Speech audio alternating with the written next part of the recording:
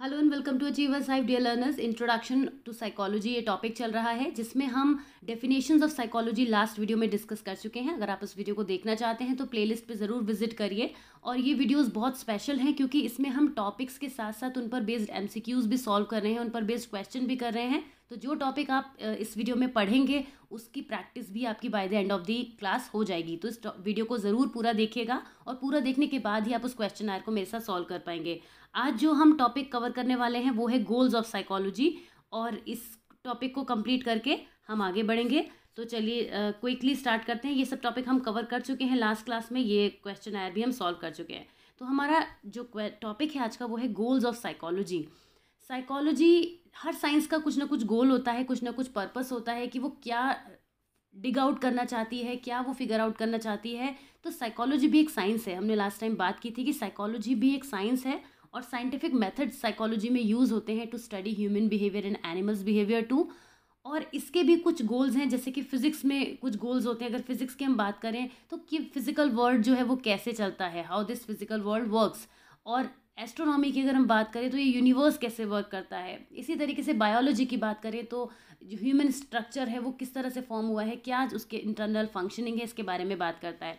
तो साइकोलॉजी में भी बेसिकली 4 गोल्स हैं। ये टॉपिक आपने क्लास 11 साइकोलॉजी में भी पढ़े हैं, रिसर्च मेथड्स में पढ़ा था कि साइकोलॉजी में जो गोल्स होते हैं वो क्या होते हैं। और आज हम यहाँ पे बात करेंगे कि साइकोलॉजी के बेसिक गोल्स क्या हैं। तो सबसे पहला है description, to describe what is happening. This is the first goal of psychology. तो first goal of psychology is to understand anything, is to give it a name और लेबल। यानी जो कुछ भी हमारे आसपास है, description involves observing a behaviour and noting everything about it, कि क्या हो रहा है, कहाँ हो रहा है, किससे संबंधित है ये चीज़, and under what circumstances it seems to happen. एक एग्जाम्पल भी दिया है यहाँ पर। For example, a teacher might notice that a young girl in his second grade classroom is behaving oddly.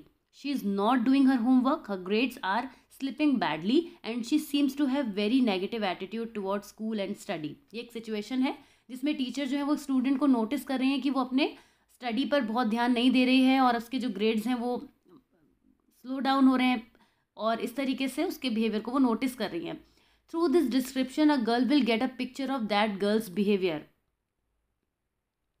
Through this description the teacher will get a picture of that girls behaviour. एक imagination, एक mind में उसके बारे में जो है एक imagination, एक पिक्चर बनेगी टीचर के माइंड में कि वो गर्ल क्या है, क्या कर रही है, व्हाट शी इज़ डूइंग। और the description of what she is doing gives a starting place for the next गोल, कि ये क्यों हो रहा है।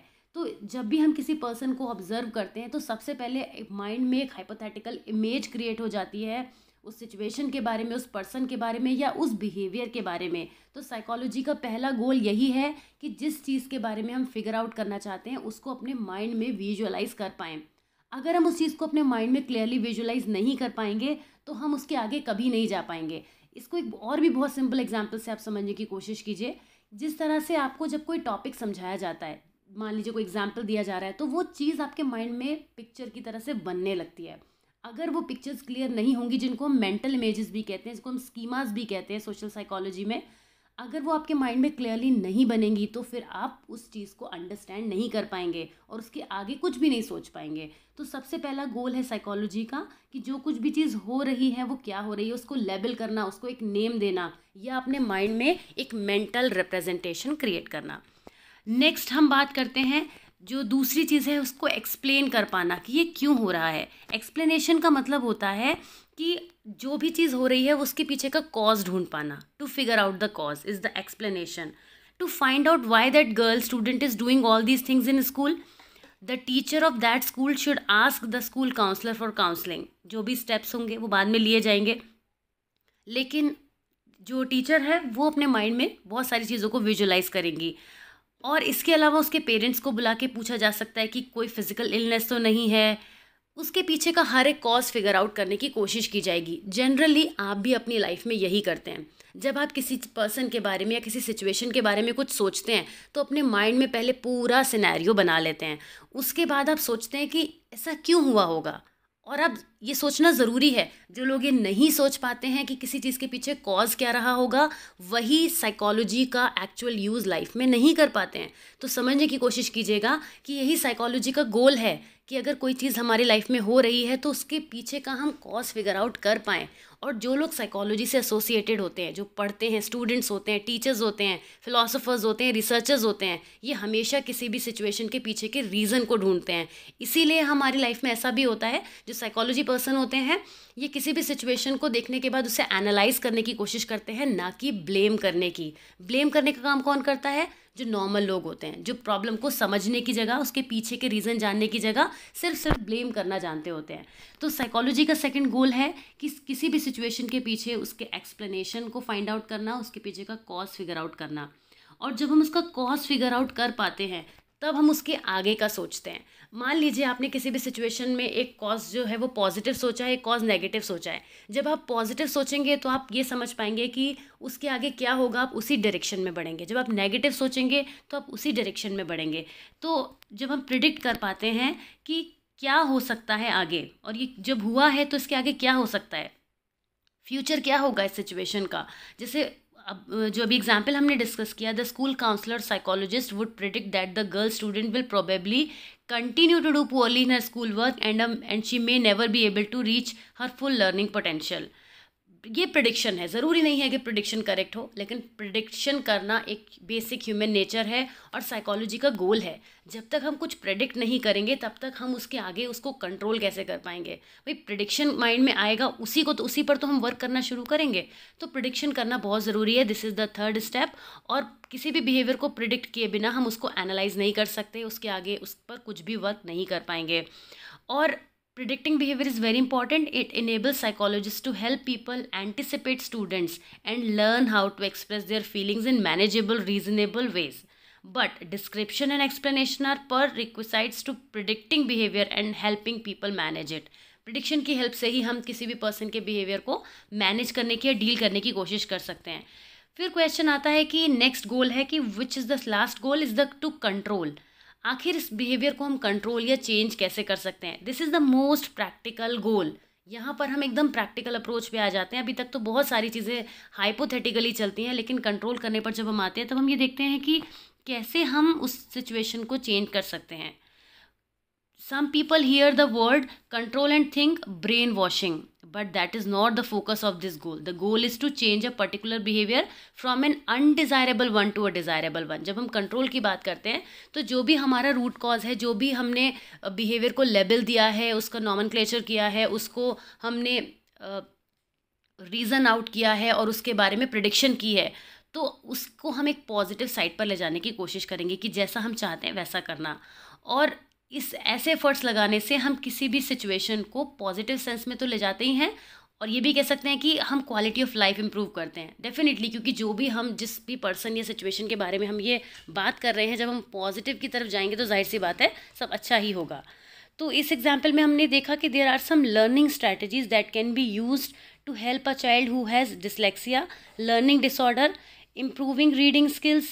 Counselors, psychologists, psychotherapists and educators would work together to such a learning strategy which works best for this dyslexic girl.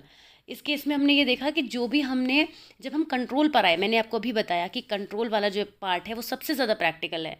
अब practical है, कुछ ना कुछ तो हमें वहाँ पे प्रैक्टिकली करना पड़ेगा। अब जो सिचुएशन या प्रॉब्लम है हम उसको उसके डेस्टिनेशन तक पहुँचाएंगे, यानी उसको सॉल्व करेंगे। In short, the goals of psychology are to describe the basic components of behavior, to explain them, to predict them and potentially to control or manage them.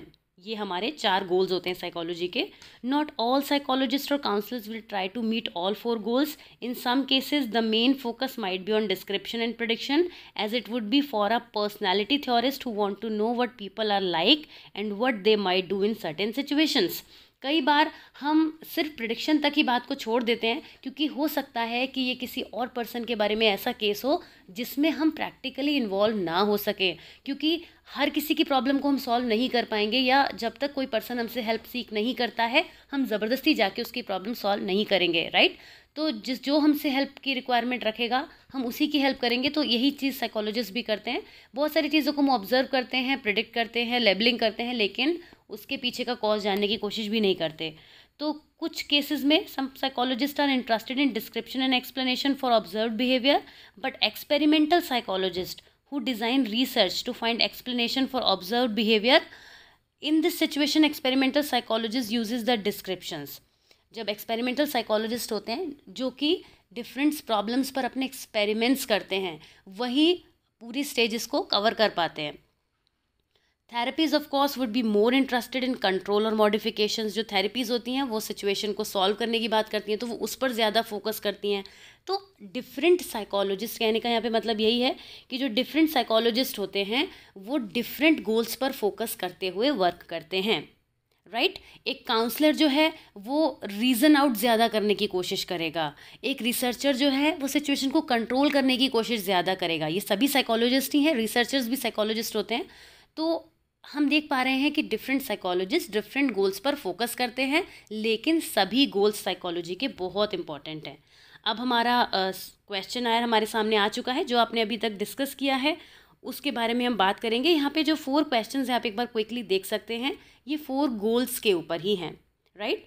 तो हम देखेंगे कि इन क्वेश्चन में क्या क्या पूछा गया है हमसे। सबसे पहला हमारा है कि what is happening means what, explanation, prediction, description और कंट्रोल। ऑप्शंस तो सभी में सेम है। तो सबसे पहला होता है कि क्या हो रहा है, यानी हम उसको जो लेबलिंग करते हैं, तो ये हमारा होता है डिस्क्रिप्शन, क्योंकि इसमें हम डिस्क्राइब करते हैं प्रॉब्लम को। व्हाई इट इज़ हैपनिंग, इस केस में हम क्या करते हैं, सिचुएशन को एक्सप्लेन करते हैं, so that explanation is the correct answer. उसके बाद व्हाट विल हैपन अगेन, यहाँ पर हम प्रिडिक्शन करते हैं, so the prediction is the correct answer. और ये किस तरह से चेंज किया जा सकता है, so that is the control is the right answer. Last question है हमारे पास कि therapist would be more interested in which और मॉडिफिकेशन। तो थेरेपिस्ट जो होते हैं वो सोल्यूशन की बात करते हैं किसी भी प्रॉब्लम को सॉल्व करने की, तो यहाँ जो करेक्ट आंसर होगा वो होगा कंट्रोल। तो ये थे कुछ क्वेश्चंस जिनको हमने आज की क्लास में डिस्कस किया है। नेक्स्ट में हम अब साइकोलॉजी के डिफरेंट अप्रोचेस के बारे में बात करेंगे। आई होप ये वीडियो आपको समझ में आया होगा और पसंद भी आया होगा। If you have understood it well, please subscribe to the channel and support me to bring good content for you, more content for you, and keep supporting, keep loving, and see you very soon in the next video. Till then, take care. Bye bye.